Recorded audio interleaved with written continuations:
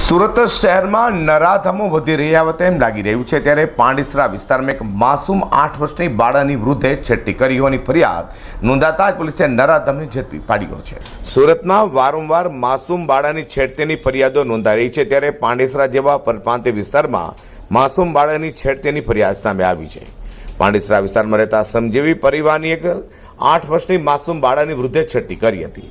61 વર્ષીય વૃદ્ધે માસૂમની છેડતી કરતા ચકચાર મચી જવા પામી હતી। ગઈકાલે પાંડેસરા પોલીસ વિસ્તારમાં એક પોક્સોની ફરિયાદ રજીસ્ટર થયેલ છે।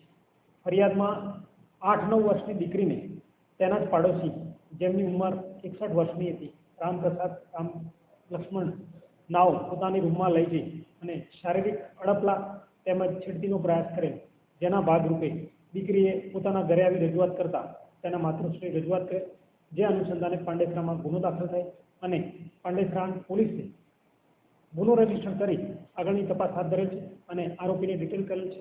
વધુ આગળની તપાસ જારી છે। સર, દિવાળી સમયે આ રીતની ઘટનાઓ ન બને તો પોલીસ દ્વારા કઈ રીતે તકેદારી રાખવામાં આવે?